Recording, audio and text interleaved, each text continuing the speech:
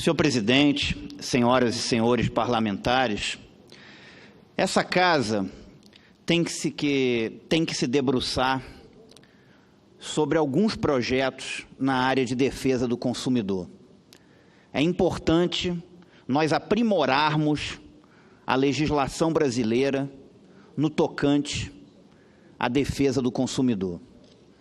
Esse é um tema que às vezes fica solto, às vezes não é tratado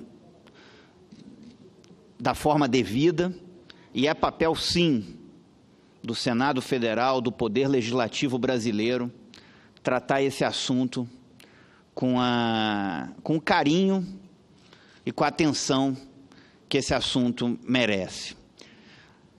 É importante que essa casa faça realmente uma pauta de projetos em defesa do consumidor brasileiro.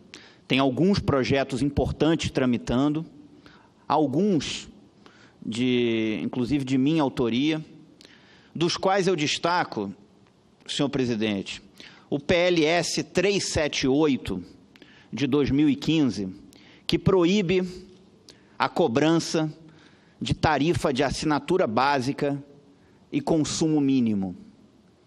O correto e o justo é o consumidor pagar apenas o que ele efetivamente consumir. Isso é o correto, isso é o justo.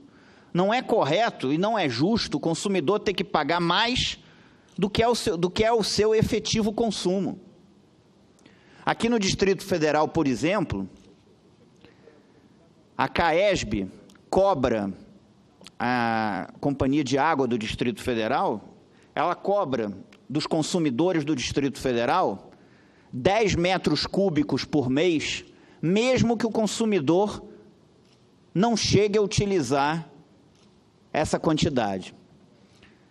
Então, eu acho que isso é uma forma de você defender o consumidor para que ele pague apenas o que é o seu efetivo consumo. Há outros projetos também aqui tramitando, na área de telecomunicações, na área das empresas aéreas. Eu tenho um que obriga as empresas aéreas a pagar uma indenização para o passageiro por atraso nos voos, mesmo que o passageiro não entre na justiça. Porque algumas pessoas, o voo atrasa, a pessoa, eu não vou entrar na justiça, dá trabalho. Não. Cria-se já uma indenização padrão, a companhia indeniza o passageiro por atraso. Se por um acaso o passageiro achar que o dano é maior, ele fica livre para entrar na justiça. Mas já tem uma indenização padrão.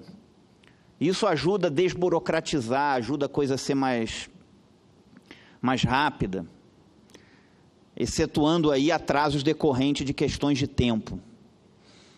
Agora, qualquer outro de responsabilidade da companhia, a companhia seria obrigada a indenizar o passageiro, em atrasos superiores a 2 horas. E fazendo um escalonamento, até 12 horas. Atrasos superiores a 12 horas seria uma indenização maior. Então, eu penso que essa casa precisa se debruçar sobre esses projetos. Essa questão da defesa do consumidor é uma questão importante. E esse meu PLS 378 de 2015, que proíbe a cobrança de tarifa de assinatura básica e de consumo mínimo, eu acho que precisa ser tratado com atenção devida.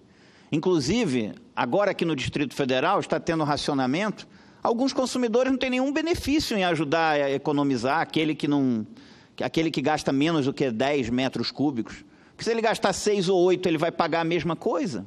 Qual é o benefício que ele tem? Então, o justo e o correto, volto a dizer, é o consumidor pagar apenas o que é o seu verdadeiro efetivo consumo. E espero que essa casa se debruce nessa por uma agenda de projetos em defesa do consumidor, cumpra seu papel com a população brasileira, que é o de legislar e de aprimorar a nossa legislação, e esse é um projeto que me parece extremamente justo, fazendo o consumidor pagar apenas o que ele realmente e efetivamente consumir. Muito obrigado, senhor presidente.